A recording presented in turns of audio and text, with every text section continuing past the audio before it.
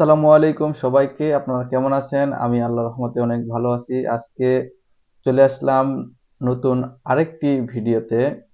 আমরা আজকে শিখব যে ওয়ার্ডপ্রেস ওয়েবসাইটে কিভাবে অর্ডারগুলো ম্যানেজ করতে হয়। একজন উদ্যোক্তা হিসেবে, একজন ব্যবসায়ী হিসেবে বা একজন ফ্রিল্যান্সার বা জব হোল্ডার হিসেবে ওয়ার্ডপ্রেসের অর্ডারগুলো কিভাবে আপনি ম্যানেজ করবেন এই বিষয়টা সম্পর্কে জানা অত্যন্ত গুরুত্বপূর্ণ। চলুন শুরু করা যাক। কোনো কাস্টমার যখন ওয়েবসাইটে এসে অর্ডার প্লেস করে, সেটা হোক অর্গানিক্যালি ওয়েবসাইটে আসে বা ফেসবুক অ্যাডস এর মাধ্যমে হোক বা কোনো পেইড মার্কেটিং এর মাধ্যমে আসার পরে সেটা ল্যান্ডিং পেজ হতে পারে, আপনার সিঙ্গেল প্রোডাক্ট পেজ হতে পারে বা ক্যাটাগরি পেজ হতে পারে। সেখানে কাস্টমার আসার পর প্রোডাক্টের উপর ক্লিক করে প্রোডাক্টের চেক আউট প্রসেসটা সম্পন্ন করে একটা অর্ডার কমপ্লিট করে। যেমন এই বোরখাটি আমরা এখন অর্ডার করব। অর্ডার করার জন্য এখানে সুন্দর করে তারা লিখে দিয়েছে যে অনুগ্রহ করে অর্ডার করার আগে সঠিক সাইজ নির্বাচন করুন। এটা আর কি কাস্টমারকে একটু ইজি করার জন্য আমরা এখান থেকে সাইজটা নির্বাচন করব। সাইজ নির্বাচন করলাম, এরপর আমরা এটাকে বাই নাও করব।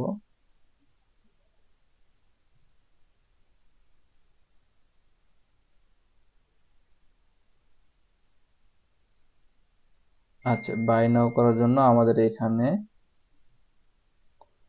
ফুল নেম চাচ্ছে, নাম দিয়ে অর্ডার করলাম।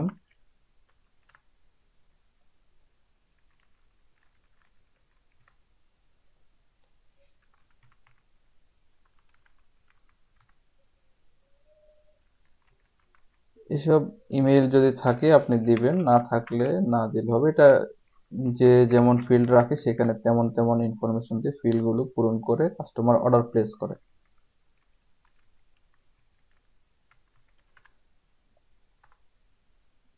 এরপর একজন কাস্টমার অর্ডারটা প্লেস করে, ক্যাশ অন ডেলিভারি মেথডে অর্ডারটা প্লেস করে।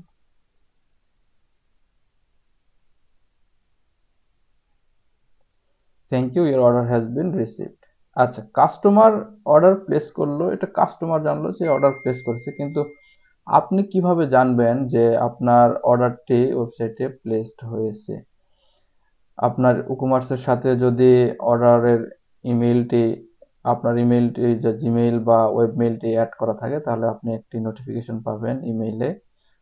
আর এরপর আপনি আপনার ড্যাশবোর্ডে লগ ইন করবেন। লগ ইন করলে সেখানে অর্ডারের বিস্তারিত দেখতে পাবেন। তাহলে আমরা আমাদের ড্যাশবোর্ডে লগ ইন করি। ড্যাশবোর্ডে লগ ইন করার জন্য আমরা আমাদের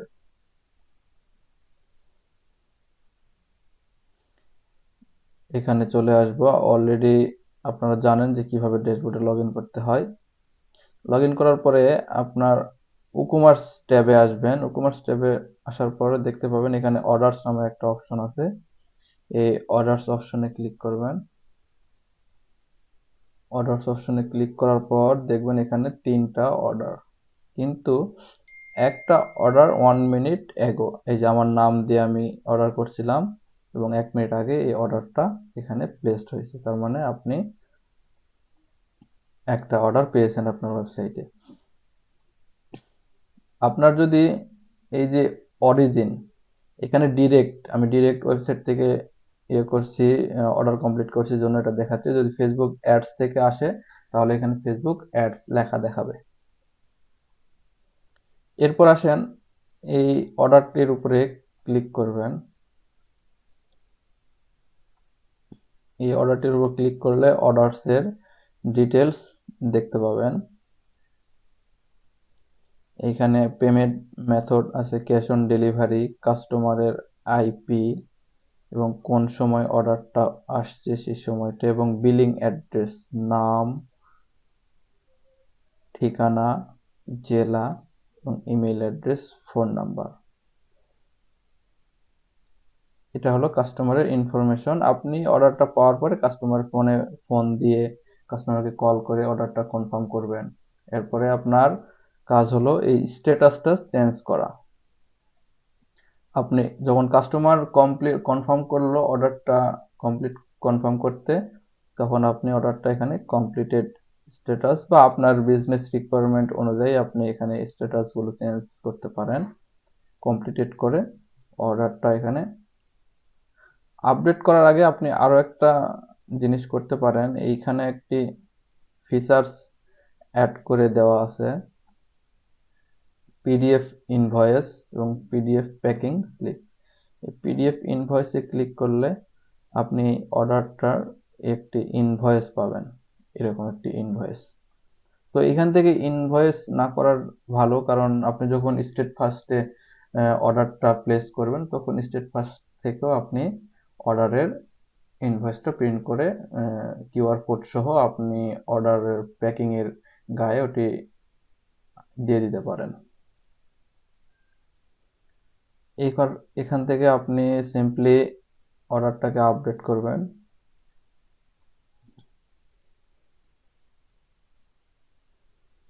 অর্ডারটা আপডেট করার পর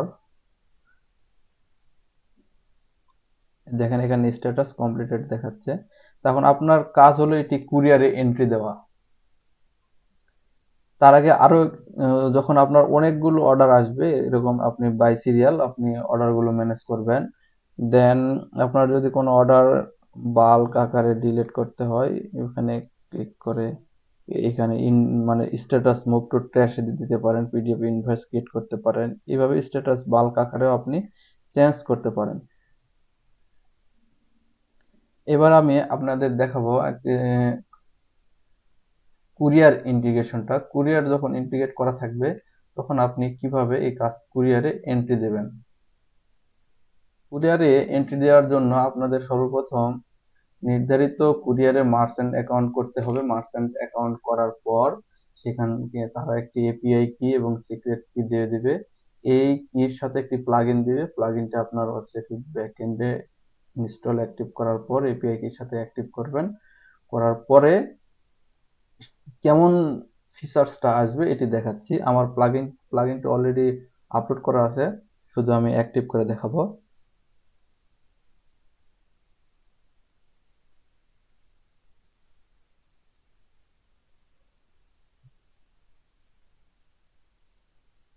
এই যে আমার স্টেট ফার্স্ট এপিআইটা আমি অ্যাক্টিভ করব এখন।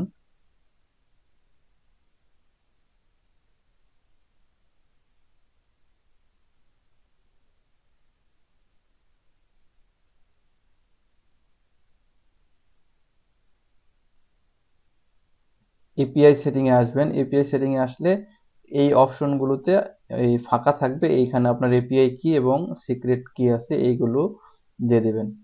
আপনাদের জন্য আমি কিভাবে মার্চেন্ট অ্যাকাউন্ট করতে হয় এটি আপনাদের দেখাবো অন্য একটি ভিডিওতে। এই ভিডিওটি অনেক লম্বা হয়ে যাবে জন্য দেখালাম না। এরপর আসেন অর্ডার ইন্টারফেসটা আমাদের কেমন দেখায় এবার।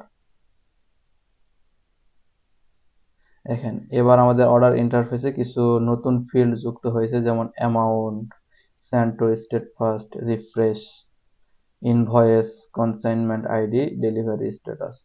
হ্যাঁ, সেই অর্ডারটা আমরা স্টেট ফার্স্টে এক ক্লিকে সেন্ড করব। আপনার কিছুই করতে হবে না, জাস্ট এই সেন্ড বাটনে আপনি ক্লিক দেবেন। ক্লিক দেওয়ার পরে অর্ডারটি অলরেডি সেন্ড হয়ে গেছে। এরপরে একটা এখানে রিফ্রেশ করবেন। দেখেন রিফ্রেশ করার পরে আপনার অর্ডারের এগেইনস্টে একটা কনসাইনমেন্ট আইডি, ডেলিভারি স্ট্যাটাস এবং প্রিন্ট ইনভয়েস বাটন চলে আসছে। এইখান থেকে আপনি প্রিন্ট বাটনে ক্লিক করে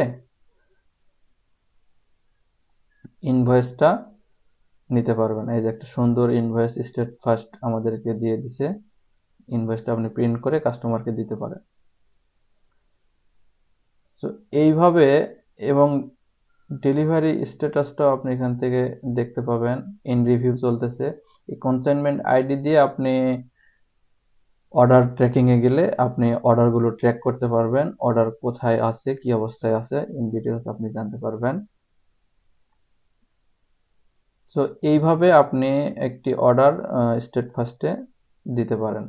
এখন দেখেন স্টেট ফার্স্টে অর্ডারটা কিভাবে শো করছে এটি দেখাবো। এটি দেখানোর জন্য আমি স্টেট ফার্স্টে লগ ইন করে নিছি। লগ ইন করে নেওয়ার পরে দেখেন এখানে কনসাইনমেন্ট একটা অপশন আছে। কনসাইনমেন্ট অপশনে আসার পরে আপনি অল পার্সেলে আসবেন। এখানে দেখেন এই যে আমার নামে এই অর্ডারটা প্লেসড হয়ে গেছে। আমি তো এই অর্ডারটা রাখতে চাচ্ছি না, যেহেতু ডেমো হিসেবে দিয়েছি। অর্ডারটা এখান থেকে ডিলিট করে দিব।